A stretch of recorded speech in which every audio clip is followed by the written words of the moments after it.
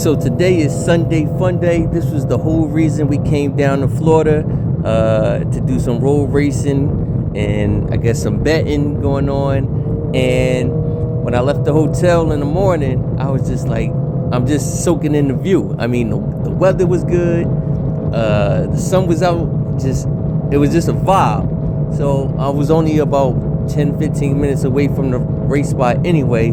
So, you know, kind of had a little fun on the highway, just pretty much vibing out. I had my music in my AirPods in, so I was just like, bruh, I'm enjoying this experience. I just want to thank Dane for inviting me out and experiencing this. And like I said before, it's not about the racing with me. It's more about the experience and just, you know, hanging around my folks and enjoying, you know, the camaraderie and all that stuff. So that's what I'm about. Like, win, lose, or draw, I don't care. Like, it don't matter to me. I don't gamble, so it's not like I'm just betting anybody anyway. I'm there for the experience and see other people do what they do best and why they built these bikes, to win them some money, bragging rights, ego, pride, whatever you want to call it. Me, I'm for the experience and the travel and getting just to network with people who I wouldn't network, you know, on a regular basis anyway. So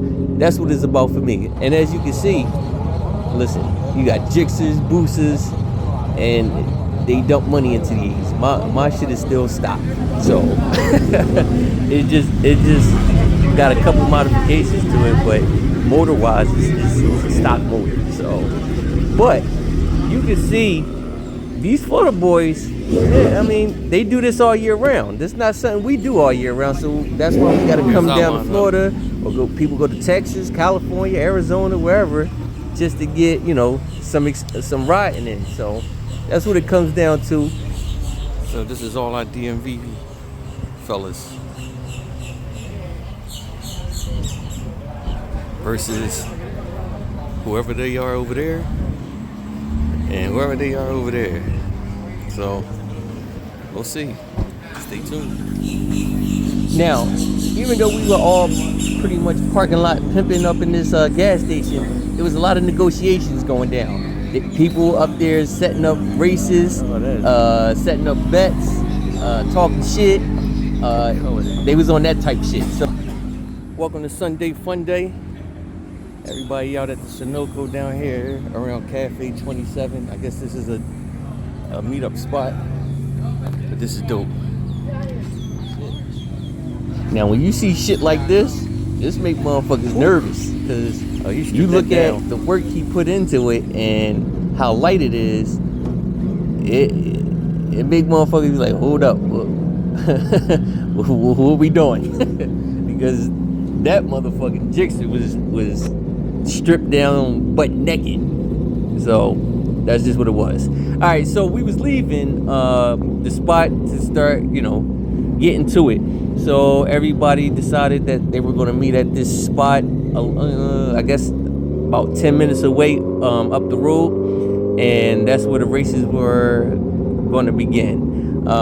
So me and a whole DMV crew, we rode out together, and it was a nice little day out. And like I said, we were ready for the shits.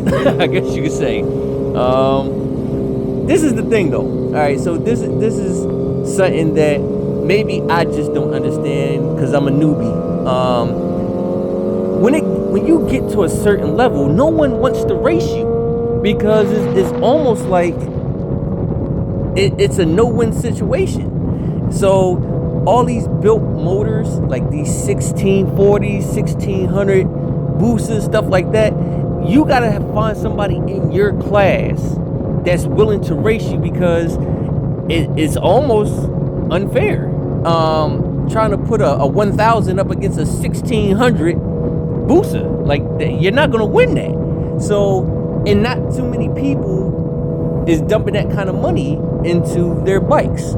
So it seems like all the racers were actually just 1000s, rather you had a turbo on it, or maybe you had I don't know, just cams and headers. I don't know. It's just something where, you know, slight modifications will happen and you just, you know, weight reduction type things. But when you go full out and do a whole carpenter built motor and stuff like that, it's hard to find somebody to race you, because some people don't got the money to dump that kind of money into the bikes. So it's almost like you trying to negotiate races, but once people find out what you're running, it's kind of hard to be like, all right, I'll take that bet. So I don't know. I guess we was just in the wrong spot. I don't know what to tell you, but I get it for show. I get it for because you love it, you like it, whatever the case may be. But when it comes to racing, it's just hard for somebody to line up against you, especially like, dang, you got a 1640 in this booster. Like, that's hard to race against, because it's like a freight train. That thing go, and the only one that I think he can race is Manning, and I'm sure they raced many times. But some of the guys that's out at this race spot, they young niggas. So I don't think they got that kind of money to be dumping into their bikes like that. Maybe they do, but I didn't see it. And yeah, he can't race nobody. So it's just you testing and tuning and just doing pulls on your own just to see how your bike, you know, hook and go. That's kind of how it was. So yeah, now I'm sure anybody want to race me. I mean, listen, my shit's stock, and that's just what it is. But it's more people in my class versus these 1640s, 1600 classes, and it's almost like, damn, I can't race nobody because nobody can level up to where I'm at this point. So that's just what it was.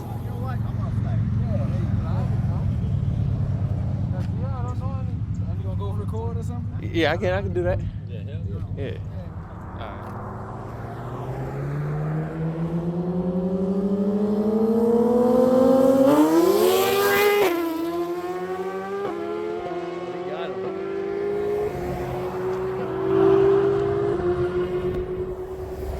Left side one.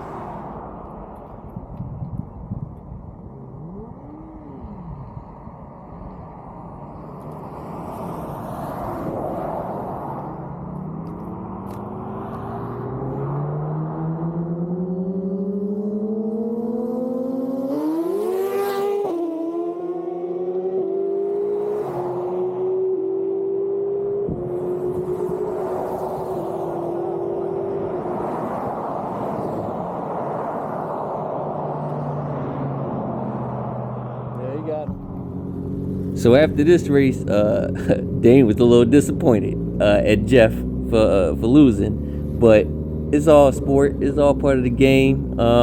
It is what it is. It wasn't like it was a big bet, but still, it was the principle. But Jeff bike is fast. It's just, you know, he probably just had a bad start, and his tire didn't grip faster than other guys. So sometimes it just come down to that.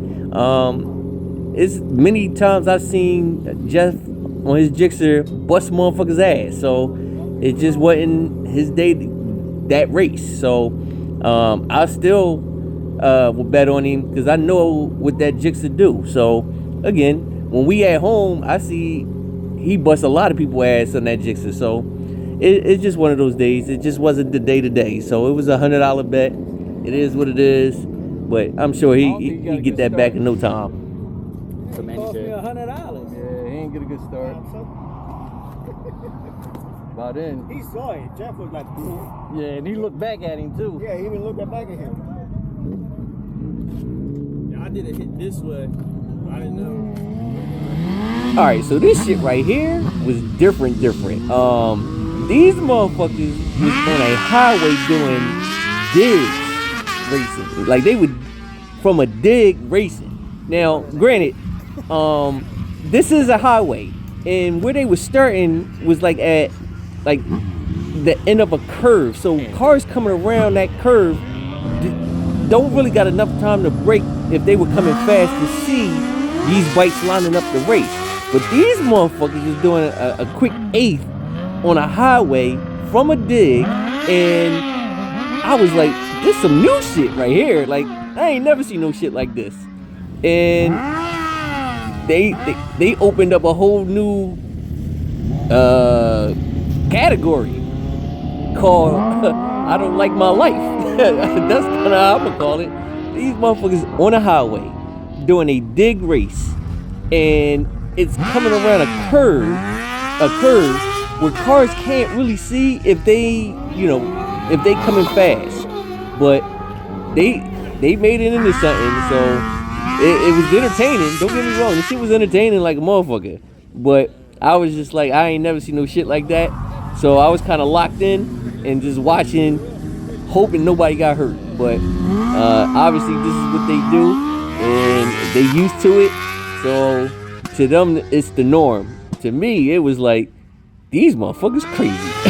So, but you can see from a dig with all that power, the bikes was lifting, but they got throttle control. So obviously they ain't new to this. But I was just looking and just like, are we roll racing or are we dig racing? I thought dig racing was more for like the cruisers, like the Harley race bikes and the Indian race bike type shit.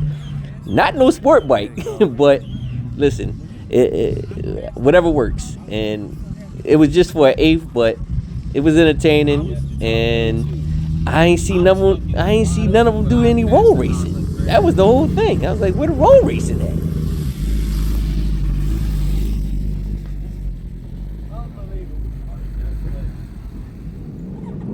So once everybody got they fix and races in, we started heading back to Cafe 27. It was a good day though. I would say it was an experience. It was well worth the trip, and I was just like, bruh, I see how they do it down here in Florida, man. I dig it. So I see why a lot of people come down, especially if you live up north and race, or you just want to just ride and enjoy the the good weather versus 0 degrees. So so we just rolled out. We started heading back to Cafe 27, and while we were heading back, we started having our own little fun within our home team crew, and that was exciting too. So I captured a little bit of everything. It was some road racing going on amongst ourselves.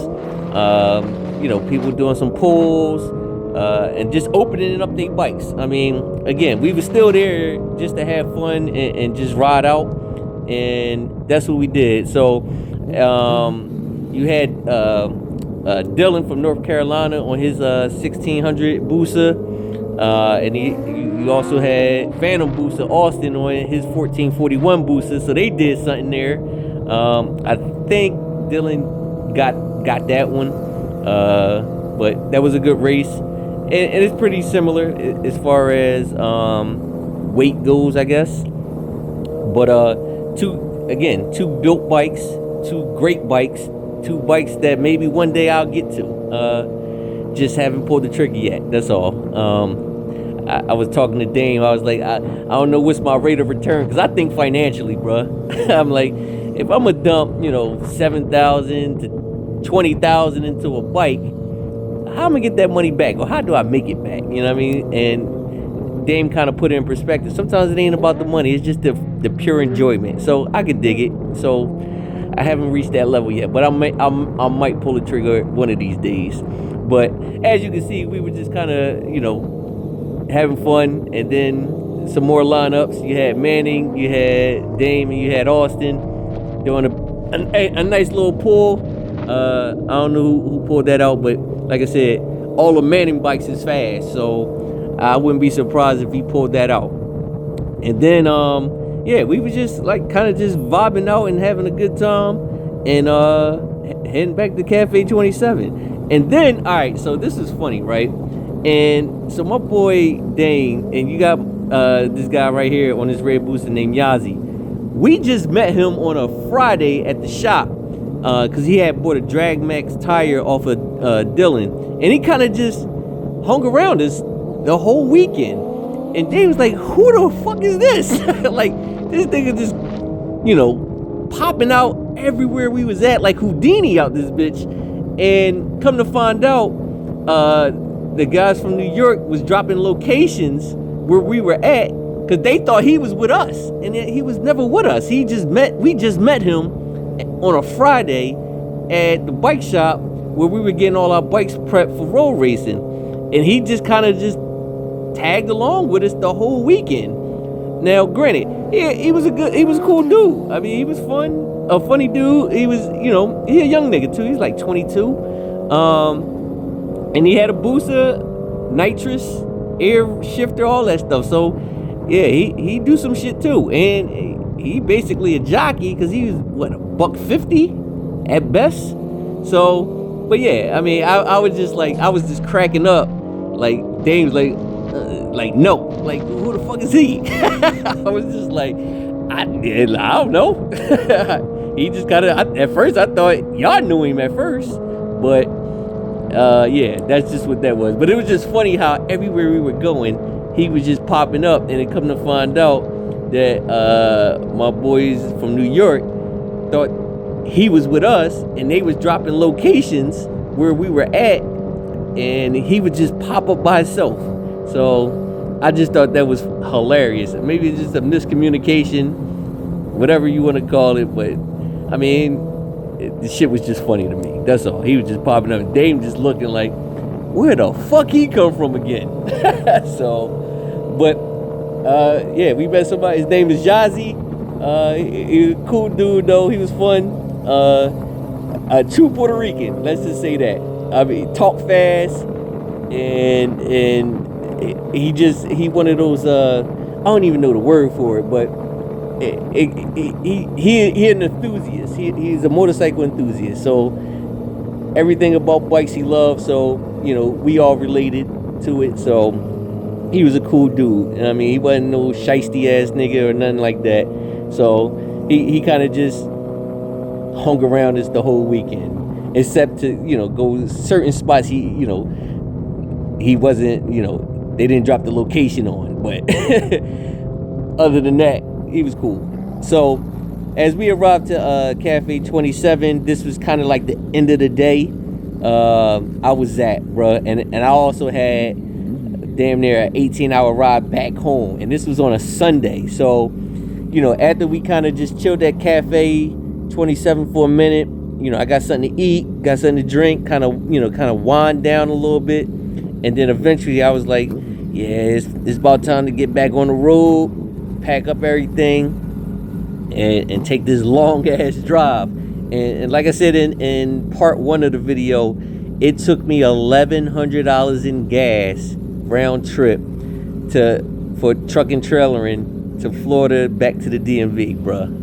I was like, shit, for all that, I could have put this bitch on the auto train and then rode from Virginia. I mean, got on the auto train in Virginia, drop you down in, I think it's in Sanford, Florida, somewhere like that, and then could have just rode from there to Fort Lauderdale. Yeah, that shit was real, but it was good though.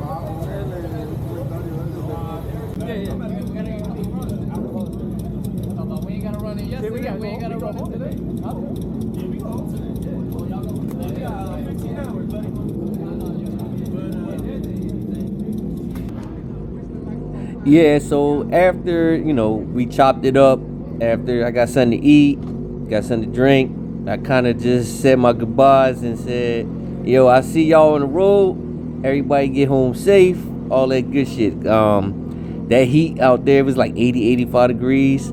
It felt good, but that shit zap you when you ain't used to it, especially when you coming straight out of the winter into basically the summer in a matter of a day or two. So I started heading back to the hotel. I wasn't far from the hotel, from the Cafe 27 anyway. So I was like, called up the wife, like, yo, we out. Start packing up everything so we can get ready. By the time I get there, we should, be having everything done, packed, and ready to load up so we can hit this road. And I was amped up already on 5 Hour Energy, Red Bulls, and all that. So I was like, let's get it. And on my way home, you got Johnny, who was just haul ass, and I guess he was going back to his hotel too, and was like, "Yeah," just zoom right past me. I was going to try to catch up to him, but I was just like, nah, fuck it, let him go. And we getting off at 2 different exits anyway, and I was following my GPS, so I didn't want to get lost. My wife and mother-in-law, they don't do no fucking driving. They just co-pilot the whole way. I'm doing 21 hours down to Florida, 15 hours back. Look at it. Yeah, I'm done. Oh, okay. He said, yeah, I'm done. Y'all look done too. We here trucking along on our way back from Florida. Man, it took us 21 hours to get down to Florida, but I said, fuck that. I'm going all the way through back home, so it's going to take me about 15 hours to get home. I was like, ain't no more stopping. When you got your wife and your mother-in-law with you, they be wanting to stop at Buc-ee's. They want to stop every fucking where to go shopping. I'm like, oh, hell no. Y'all killing my timeline. So I was just like, listen, we only stopping for gas and a rest stop. That's about it if y'all got to go to the bathroom. But other than that, I'm trucking along. I've been on the road heading back up to the DC area since 2:30. So we 12 hours. Look at this shit. They are comfortable though. Got my recliner chairs. That's my mother-in-law.